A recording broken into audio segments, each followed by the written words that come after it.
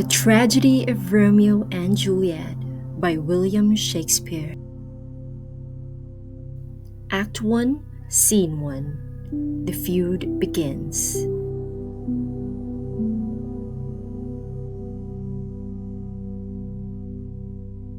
In the city of Verona, two powerful families, the Montagues and the Capulets, have been bitter enemies for generations.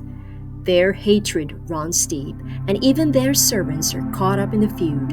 One day, Samson and Gregory, two Capulet servants, are walking through the streets, boasting about their loyalty. "I will push Montague's men through the wall and thrust his maids to the wall," Samson says smugly. Gregory, rolling his eyes, reminds him, "The quarrel is between our masters and us, their men." Soon they encounter Abram, a Montague servant. To provoke him, Samson bites his thumb, a rude and insulting gesture. "Do you bite your thumb at us, sir?" Abram demands. Samson hesitates, unsure if he should admit it. Gregory nudges him, and the tension escalates. A fight breaks out, drawing in more servants from both houses. Benvolio, a Montague and known for his peaceful nature, arrives and tries to break up the fight. "Put up your swords! You know not what you do," he urges. But before he can stop them, Tybalt, a fiery and aggressive Capulet, arrives. "What drawn and talk of peace? I hate the word as I hate hell. All Montagues and thee," he sneers, immediately attacking Benvolio. The brawl grows, involving townspeople, and soon Lord Capulet and Lord Montague themselves enter the chaos, ready to join the fight. Prince Aeschylus, ruler of Verona, arrives with his guards and angrily commands them to stop. "Rebellious subjects, enemies to peace, profaners of his neighbor-stained steel. Will they not hear?" he shouts. The prince warns that if another fight happens, those responsible will be sentenced to death. The crowd disperses and the streets grow quiet once more. After the fight, Lord and Lady Montague express concern about their son Romeo, who has been distant and melancholic. They ask Benvolio if he has seen him.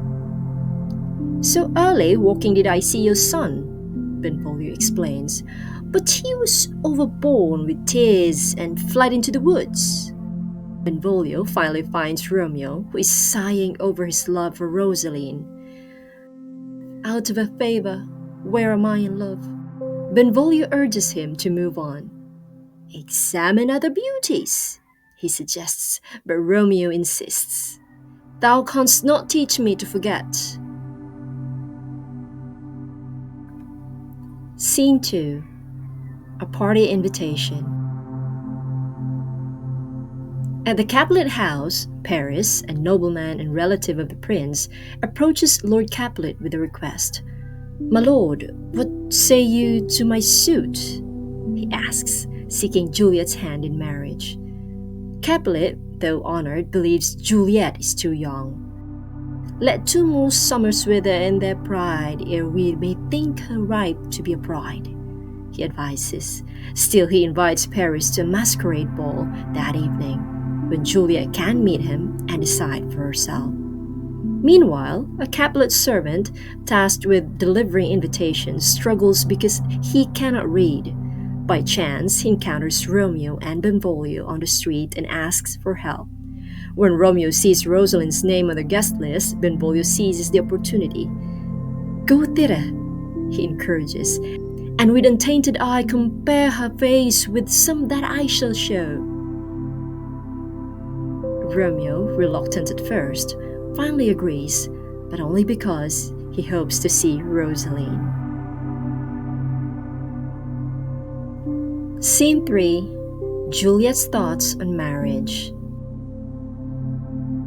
Inside the Capulet home, Lady Capulet speaks with Juliet about marriage. "How stands your disposition to be married?" she asks. Juliet, unsure, responds, "It is an honor that I dream not of." Juliet's nurse, who has cared for her since birth, reminisces fondly about her childhood. "Thou wast the prettiest babe that e'er I nursed," she says, Excitedly supporting the idea of Juliet marrying Paris, Lady Capulet urges Juliet. The valiant Paris seeks you for his love. Juliet, still uncertain, politely agrees to observe Paris at the ball. I'll look to like if looking like a move, she says, though she is not convinced. Scene 4. The Queen Mab speech. That evening, Romeo, Benvolio, and Mercutio make their way to the Capulets' ball in disguise. Romeo, still lovesick over Rosaline, drags his feet, reluctant to attend. I dreamt a dream tonight, he confesses, his voice tinged with melancholy. Mercutio, ever lively and skeptical of love's woes, scoffs. Oh, then I see Queen Mab hath been with you. He launches into his famous Queen Mab speech, spinning a vivid tale of the tiny fairy who visits sleepers, shaping their dreams. She gallops night by night through lovers' brains, and then they dream of love, he declares, his words dancing between humor and eeriness. He describes Queen Mab's influence over courtiers, lawyers, and soldiers, her mischief blurring fantasy and reality. But Romeo remains uneasy. Though he smiles at Mercutio's jest, a dark feeling lingers. Some consequence yet hanging in the stars shall bitterly begin his fearful date with his night's revels, he murmurs, sensing fate's hand at work. Yet, with a deep breath, he follows his friends inside, unaware of how profoundly this night will change his life forever.